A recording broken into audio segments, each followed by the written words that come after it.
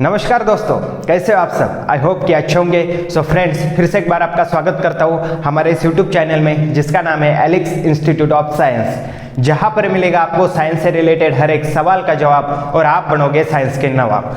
तो फ्रेंड्स, जैसा कि पिछले वीडियो में हमने हेरिडिटी एंड हेरिडेटरी चेंजेस के ऊपर पूरा बारीकी से और अच्छी तरह से पढ़ाई की, तो इस वीडियो में हम देखेंगे कि प्रोटीन सिंथेसाइज की जो प्रोसेस होती है। तो फ्रेंड्स, तो देखो, प्रोटीन सिंथेसाइज होने के लिए 3 प्रोसेस से गुजरना पड़ता है। हमें 3 प्रोसेस से गुजरना पड़ता है। पहली होती है ट्रांसक्रिप्शन, दूसरी होती है ट्रांसलेशन एंड तीसरी होती है ट्रांसलोकेशन। तो इन तीनों प्रोसेस को हम पूरे डिटेल तरीके से पढ़ेंगे। तो अब देखो दोस्तों कि जो पहला पॉइंट है हमारा वो क्या है कि information about protein synthesis store in DNA. अब देखो, ऐसा एक हमारा डीएनए होता है, ऐसा डीएनए होता है। ये डीएनए किस में होता है? ये डीएनए होता है सेल के न्यूक्लियस में। किस में होता है दोस्तों? सेल के न्यूक्लियस में। अब देखो, ये डीएनए हो गया। अब ये हमारा डीएनए, तो जो इन्फॉर्मेशन होती है प्रोटीन सिंथेसिस की, जो इन्फॉर्मेशन होती है वो स्टोर होती है किस में? वो स्टोर होती है डीएनए में। किस में स्टोर होती है? डीएनए में। तो देखो, this protein are synthesised by DNA through RNA. अब देखो बच्चों, ये हमारा डीएनए है।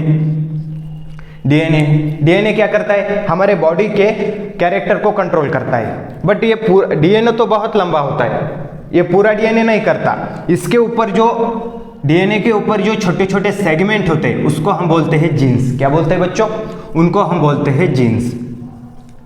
अब ये जीन्स क्या करते हैं? जीन्स आरएनए को फॉर्म करता है। क्या करता है? आरएनए को प्रोड्यूस करता है। डीएनए से क्या बनता है? डीएनए के ऊपर क्या होते हैं? छोटे छोटे सेगमेंट होते हैं। और डीएनए से क्या छोटे छोटे सेगमेंट होते हैं, उनको हम क्या कहते हैं? जीन्स कहते हैं। और जीन्स के बाद क्या होता है? प्रोड्यूस आरएनए होता है। तो देखो, this protein are synthesised by DNA through RNA. आई बात समझ में? ठीक है, तो चलो आगे चलते हैं। MRNA is produce as per the sequence of nucleotide on DNA. अब देखो, एमआरएनए कैसे प्रोड्यूस होता है? अब देखो, ये डीएनए है।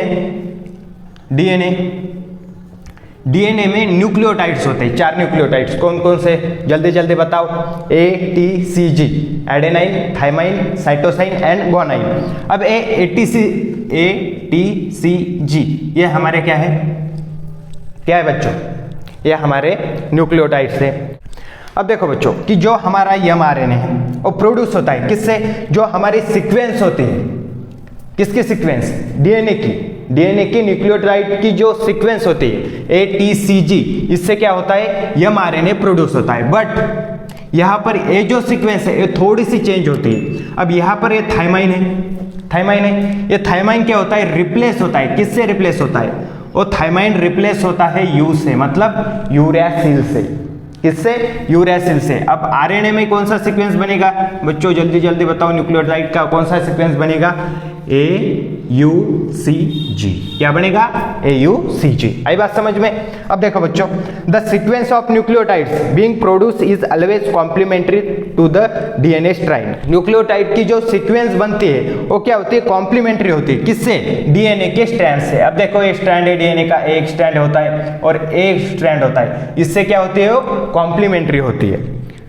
There is uracil in RNA instead of thymine of DNA. DNA के जो थाइमाइन होते हैं, हमने मतलब पहले ही मैंने बताया था ये किससे रिप्लेस होता है? थाइमाइन किससे रिप्लेस होता है? यूरैसिल से। अब देखो बच्चों कि थाइमाइन हमारा रिप्लेस हो गया यूरैसिल से, तो ये सीक्वेंस कैसी बनेगी? AUCG।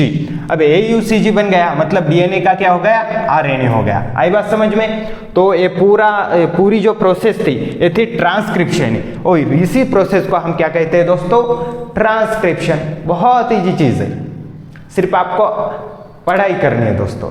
ठीक, अच्छी तरह से समझना है इसे। क्या होता है ट्रांसक्रिप्शन, क्या होता है डीएनए, क्या होता है जीन्स, क्या होता है आरएनए, कैसे बनता है। जब थाइमाइन यूरैसिल से रिप्लेस होता है तो वो क्या बनता है? आरएनए बनता है। बहुत ही सिंपल चीज है बच्चों, सिर्फ आपको क्या करना है? अंत तक बने रहना। आई बात समझ में? तो चलो आगे चलते हैं। आगे का जो हमारा पॉइंट है वो है ट्रांसलेशन। अब देखो दोस्तों, हम पढ़ेंगे ट्रांसलेशन। क्या पढ़ेंगे बच्चों? हम पढ़ेंगे ट्रांसलेशन। अब देखो ट्रांसलेशन का जो जनरल मीनिंग हम बोलते हैं वो क्या होता है कि एक लैंग्वेज में दूसरे लैंग्वेज को ट्रांसलेट करना, मतलब इंग्लिश से हिंदी में ट्रांसलेट करना है, एक वर्ड को दूसरे लैंग्वेज में ट्रांसलेट करना, मतलब इंग्लिश से हिंदी में ट्रांसलेट करना, इसको हम ट्रांसलेट बोलते हैं जनरल लैंग्वेज में। अब देखो दोस्तों वैसे ही कुछ प्रोसेस इसमें होने वाली है। अब क्या होता है कि जब mRNA प्रोड्यूस होता है न्यूक्लियस में, इसमें ये हमारी सेल है, इसमें एक न्यूक्लियस है, इसमें mRNA प्रोड्यूस होता है, हो गया प्रोड्यूस, तब वो साइटोप्लाज्म में आता है। किस में आता है? वो साइटोप्लाज्म में आता है, बट वो अकेला नहीं आता, उसके साथ एक चिट्ठी लाता है, मतलब एक कोडेड मैसेज लाता है। क्या लाता है? Coded message. अपने साथ एक कोडेड मैसेज लाता है दोस्तों, एक कोडेड मैसेज लाता है। किसका? कोई तो होगा जो उसे एक मैसेज देता होगा, वो लाता है एमिनो एसिड का, एमिनो एसिड का। किसका लाता है बच्चों? एमिनो एसिड का। अब आप बोलोगे कि सर एमिनो एसिड का क्यों लाता है, साइट्रिक एसिड का क्यों नहीं लाता? नहीं, आपका दिमाग बहुत अच्छी तरह से चलता है ना दोस्तों, वैसे आप बोलोगे, कुछ लोग बोलते हैं। तो देखो दोस्तों कि क्या होता है कि एमिनो एसिड का क्यों लाता है? जब हमारा प्रोटीन बनता है, प्रोटीन किससे बनता है? प्रोटीन एमिनो एसिड से बनता है, और प्रोटीन को बनने के लिए ही एमिनो एसिड लगता है। इसके लिए वो जो मैसेज लाता है ना, वो एमिनो एसिड का मैसेज लाता है, coded message.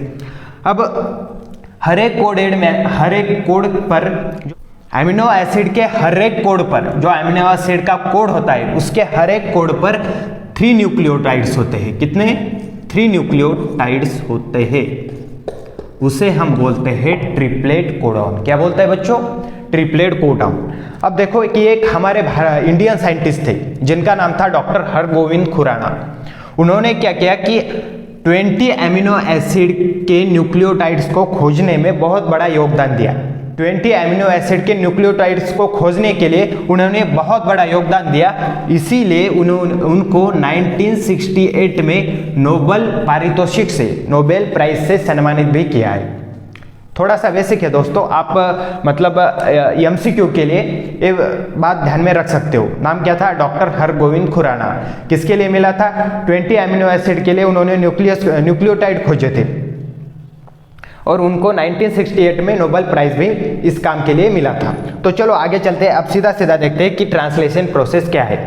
Each mRNA is made up of 1000 of triplet codon, मतलब हर एक जो mRNA होता है वो 1000 ऑफ ट्रिपलेट कोडॉन से बनता है। किससे बनता है? 1000 ऑफ ट्रिपलेट कोडॉन से बनता है। Amino acid are supplied by the tRNA, मतलब as per the message of mRNA के मैसेज के अनुसार जो एमिनो एसिड होता है वो सप्लाइड होता है। किससे? किसके थ्रू? tRNA के थ्रू से, मतलब ट्रांसफर RNA के थ्रू से एमिनो एसिड सप्लाइड होता है। tRNA has anticodon. अब देखो कि tRNA को एंटीकोडॉन होता है, tRNA के पास क्या होता है? एंटीकोडॉन होता है, और वो कॉम्प्लीमेंट्री सीक्वेंस में होता है। किसके? कोडॉन ऑफ mRNA के कोडॉन से tRNA का एंटीकोडॉन वो कॉम्प्लीमेंट्री सीक्वेंस में होता है। इसी चीज को हम कहते हैं, इसी प्रोसेस को हम कहते हैं बच्चों ट्रांसलेशन। क्या कहेंगे? ट्रांसलेशन। बहुत ही इजी है सर। 4 पॉइंट, ये जो 3 पॉइंट है, ये 3 पॉइंट अपने दिमाग में इसे बसा कर देखो दोस्तों, मतलब बहुत ही इजी है कि each mRNA is made up of 1000 of triplet codon, amino acid are supplied by the tRNA। tRNA के पास एंटीकोडॉन होता है जो कि कॉम्प्लीमेंट्री सीक्वेंस में होता है। किसके? mRNA के कोडॉन से। इसी प्रोसेस को हम कहेंगे ट्रांसलेशन। क्या कहेंगे बच्चों? Once more, translation. क्या कहेंगे? ट्रांसलेशन। तो चलो अब दूसरा पॉइंट जो हमारा है वो है ट्रांसलोकेशन। इसके बारे में भी हम थोड़ा सा डिटेल में पढ़ेंगे। तो चलो दोस्तों अब हम पढ़ेंगे हमारी आगे की प्रोसेस जिसका नाम है ट्रांसलोकेशन। इसके बाद बनेगा हमारा प्रोटीन, सिंथेसाइज होगा। अब देखो कि tRNA क्या करता है कि एमिनो एसिड को लाता है, tRNA एमिनो एसिड को लाता है, बट जो एमिनो एसिड होता है हमारा, अब एक एमिनो एसिड है, उसके बाद ए एमिनो, उसके बाद ए एमिनो एसिड है, मतलब ऐसा उसमें रहेगा एमिनो एसिड। बट ये जो RNA क्या करता है कि इसके बीच में एक बॉन्ड क्रिएट करता है जो कि होता है पेप्टाइड बॉन्ड। एमिनो एसिड के बीच में क्या करता है? एक बॉन्ड क्रिएट करता है जिसको हम कहते हैं पेप्टाइड बॉन्ड। क्या कहेंगे बच्चों? जल्दी जल्दी बताओ। Peptide bond. टीआरएनए क्या करता है, एमिनो एसिड लाता है, बट ये आरएनए की मदद से क्या होता है कि उनके बीच में, एमिनो एसिड के बीच में एक बॉन्ड क्रिएट होता है जिसको हम कहते हैं पेप्टाइड बॉन्ड। आई बात समझ में? बहुत ही सिंपल है दोस्तों। अब देखो बच्चों कि ये हमारा राइबोसोम है। अब राइबोसोम क्या करता है कि ये मूव करता है एमआरएनए के, अब ये एमआरएनए और इसके वन एंड से अदर एंड तक, मतलब एक एंड से दूसरे एंड तक ये क्या करता है, मूव करता रहता है। ये एमआरएनए का दूसरा एंड हो गया। ये राइबोसोम क्या करेगा, यहां से यहां तक मूव करेगा। कौन? राइबोसोम। वंस मोर, कौन? राइबोसोम। किधर से किधर? एमआरएनए से वन एंड से अदर एंड तक ये क्या करेगा, मूव करेगा। अब देखो जो मूव करते वक्त जो डिस्टेंस लगता है, यहां से यहां जाते वक्त जो डिस्टेंस लगता है, इस डिस्टेंस को हम कहेंगे ट्रिपलेट कोडॉन। क्या कहेंगे इस डिस्टेंस को बच्चों? वंस मोर, क्या कहेंगे? Triplet codon. आई बात समझ में? बहुत ही सिंपल है, आप सिर्फ अपना ध्यान बोर्ड पर रखिए। क्या कहेंगे? वन एंड से एमआरए के वन एंड से अदर एंड तक जब राइबोसोम मूव करता है तो उसके बीच में जो डिस्टेंस लगता है उस डिस्टेंस को हम कहेंगे ट्रिपलेट कोडॉन। और इसी सारी प्रोसेस को हम कहेंगे बच्चों ट्रांसलोकेशन। क्या कहेंगे? ट्रांसलोकेशन। वंस मोर, क्या कहेंगे? ट्रांसलोकेशन। आई बात समझ में? बहुत ही सिंपल है दोस्तों। देखो टीआरएनए क्या करता है, एमिनो एसिड लाता है, आरआरएनए की मदद से उस एमिनो एसिड के बीच में एक बॉन्ड क्रिएट होता है जिसको हम कहते हैं पेप्टाइड बॉन्ड। अब राइबोसोम होता है और राइबोसोम क्या करता है, एमआरएनए के वन एंड से अदर एंड तक मूव करता रहता है, यहां से वहां जाता है। तो जब वो एमआरएनए के वन एंड से अदर एंड तक वो मूव करेगा तब उसके बीच में जो डिस्टेंस लगता है उसी डिस्टेंस को हम क्या कहेंगे, उसी डिस्टेंस को हम कहेंगे ट्रिपलेट कोडॉन। और इसी सारी प्रोसेस को हम कहते हैं बच्चों ट्रांसलोकेशन। क्या कहेंगे? ट्रांसलोकेशन। आई बात समझ? बहुत ही सिंपल है। अब हम पढ़ेंगे आगे का टॉपिक जिसका नाम है म्यूटेशन। अब देखो बच्चों कि हमने पिछले वीडियो में हेरिडिटी नाम से एक टॉपिक पढ़ा था, मतलब हमारे टॉपिक का नाम ही है हेरिडिटी। अब हेरिडिटी में क्या होता है कि हेरिडिटी में ट्रांसफर होते हैं बायोलॉजिकल कैरेक्टर, वन जनरेशन से अनदर जनरेशन में ट्रांसफर होता है एज इट इज, मतलब उसमें कोई चेंजेस नहीं होते, कोई भी चेंजेस नहीं होते और वो as it is one generation से अनदर जनरेशन में ट्रांसफर होते, मतलब पेरेंट से ऑफस्प्रिंग तक के जो बायोलॉजिकल कैरेक्टर होते हैं वो एज इट इज कोई भी चेंजेस ना होते हुए वो क्या होते हैं, ट्रांसफर होते हैं। बट कुछ केसेस में क्या होता है कि जब वो हमारे बायोलॉजिकल कैरेक्टर होते हैं वो जब ट्रांसफर होते हैं तो कुछ केसेस में उन जो न्यूक्लियोटाइड्स होते हैं उसका जो सीक्वेंस होता है, ट्रिपलेट कोडॉन का जो सीक्वेंस होता है वो क्या होता है कि रिप्लेस होता है। अब देखो यहाँ पर एक डायग्राम है। अब देखो बच्चों यहाँ पर जो बायोलॉजिकल कैरेक्टर ट्रांसफर हो रहे हैं, यहाँ ये जो न्यूक्लियोटाइड्स है वो एज इट इज यहाँ पर आ गया, मतलब थाइमाइन एज इट इज आ गया। नेक्स्ट जनरेशन में क्या हो रहा है, ट्रांसफर हो रहा है। अब ये थाइमाइन आ गया, उसके बाद एडेनिन जैसे कि तैसा एज इट इज आ गया, उसके बाद फिर से एडेनिन आ गया, उसके बाद साइनोसिन आ गया, एज इट इज आ गया। बट यहाँ पर क्या हो गया, ये जो ट्रिपलेट है ये ट्रिपलेट क्या होगा, ये ट्रिपलेट कोडॉन क्या होगा, रिप्लेस हो गया।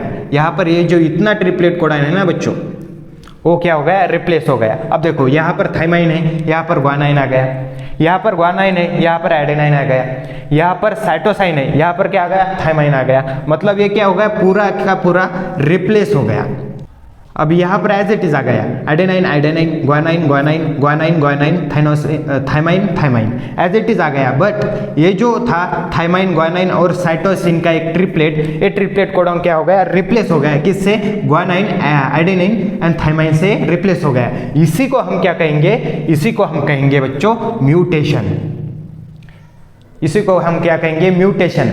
अब क्या होता है कि देखो जो न्यूक्लियोटाइड की पोजीशन होती है वो चेंज होती रहती है, उसकी जगह पर कुछ और दूसरे न्यूक्लियोटाइड आकर बैठते हैं, मतलब उसमें क्या होता है, सडन चेंजेस होते हैं और उस चेंजेस को हम कहेंगे म्यूटेशन कहेंगे। बॉडी के उस सडन चेंजेस को हम क्या कहेंगे बच्चों, उसे हम कहेंगे म्यूटेशन। अब देखो कि हम इसे म्यूटेशन कहेंगे, बट म्यूटेशन की वजह से क्या होते हैं, माइनर डिसऑर्डर होते हैं, जैसे कि सिकल सेल एनीमिया। आपने एक डिसीज का नाम सुना होगा, सिकल सेल एनीमिया, जिसको हम खून की कमी भी बोलते हैं। क्या आई बात समझ में, सिकल सेल एनीमिया।